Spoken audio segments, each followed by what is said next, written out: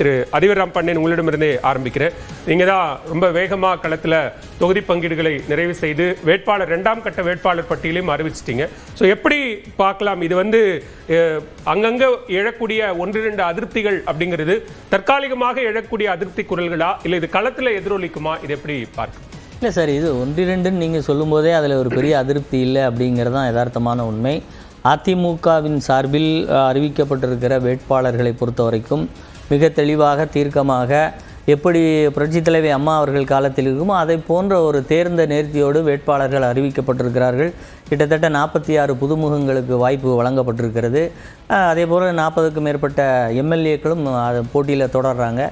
இப்படி 17 பெண்களுக்கு வாய்ப்பு கொடுக்கப்பட்டிருக்கிறது. இப்படி அந்த அதிமுக என்பது தங்களுடைய வேட்பாளர்களை எந்த வியூகத்தில் இதுவரை அமைத்து வந்ததோ அதில் எந்த ஒரு மாற்றமும் இல்லாமல் மிக தெளிவாக வெற்றி வாய்ப்பை பெறக்கூடிய வேட்பாளர்கள் களத்தில் நிறுத்தப்பட்டிருக்கிறார்கள். இதில் அதிருப்தி என்கின்ற பேச்சுக்கு மிகப்பெரிய அளவில் இடமில்லை. எங்களுடைய கூட்டணியை பொறுத்தவராக இருக்கட்டும், இல்லை அதிமுகவினுடைய வேட்பாளர் பட்டியலாக இருக்கட்டும், இதில் எங்களுக்கு எந்த சுணக்கமோ எந்த விதமான தயக்கமோ இல்லை, இவர்கள் இப்படி செய்து விட்டார்கள் என்று சொல்லக்கூடிய வகையில் எதுவுமே இல்லை. இன்னும் சொல்லப்போனால் பல மாதங்களாக வைக்கப்பட்ட விவாதங்களுக்கெல்லாம் செயலின் அடிப்படையில் பதில் தரக்கூடிய வகையில் எங்களுடைய எதிர்க்கட்சி தலைவர் எடப்பாடியார் தேர்தல் பணிகளில் மிகச்சிறப்பாக கூட்டணிக்கு எந்தெந்த தொகுதிகள் என்று ஒதுக்கியதாக இருக்கட்டும், வேட்பாளரை அறிவித்ததாக இருக்கட்டும், தேர்தல் வாக்குறுதிகளை வெளியிட்டதாக இருக்கட்டும், அதே போன்று வாக்குறுதிகளை வெளியிட்டு உடனடியாக பிரச்சாரத்தை தொடங்கியதாக இருக்கட்டும், இப்படி அனைத்திலுமே மிகப்பெரிய ஒரு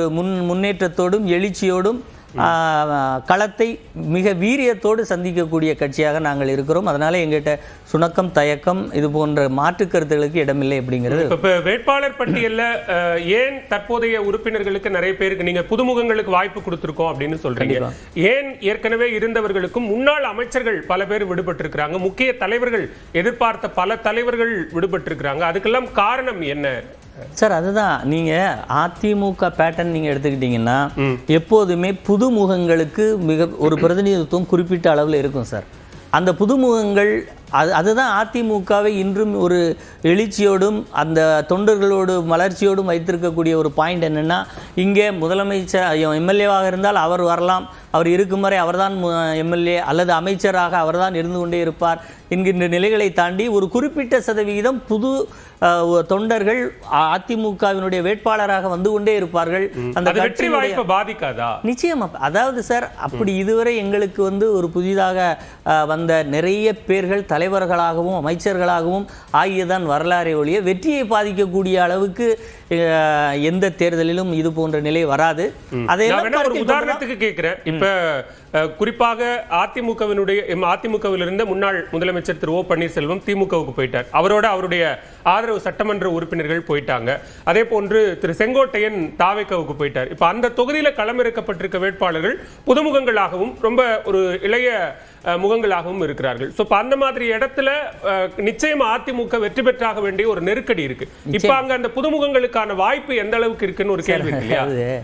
அதிமுகவே காங்கிரஸ் திமுக என்ற பெரிய பெரிய முகங்களோடு ஒரு இளையவர்கள் மோதி உருவான இயக்கம்.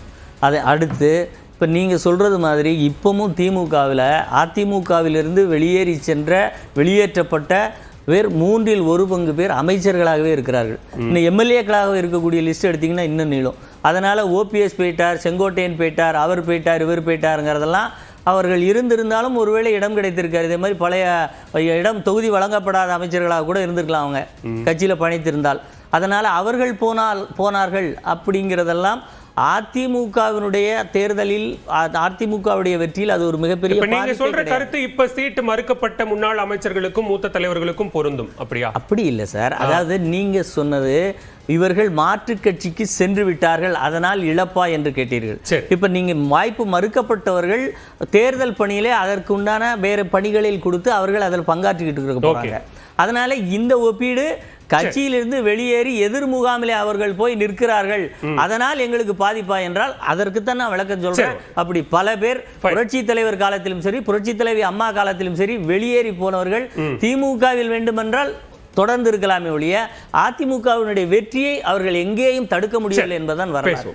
திரு இதாயத்துல்லா, இங்க ஒரு வியூகம் ஒண்ணு இருக்கு. அந்த வியூகத்தின் அடிப்படையில் அதிமுகவுக்குன்னு ஒரு ஒரு பேட்டர்ன், ஒரு ஸ்டைல் இருக்கு. அந்த அடிப்படையில நாங்க ரொம்ப வேகமா களத்துல எல்லாவற்றையும் செயல்படுத்திட்டோம், என்டிஏ கூட்டணி தான் ரொம்ப பின்தங்கி இருக்காங்கங்கிற விமர்சனத்தெல்லாம் வச்ச நிலையில வேட்பாளர் பட்டியலை அறிவிச்சாச்சு, தேர்தல் அறிக்கையை அறிவிச்சாச்சு, பரப்புரையை தொடங்கியாச்சுங்க வேகம் காட்டுறோம். இந்த பக்கம் என்ன தயக்கம், ஏன் தாமதம்?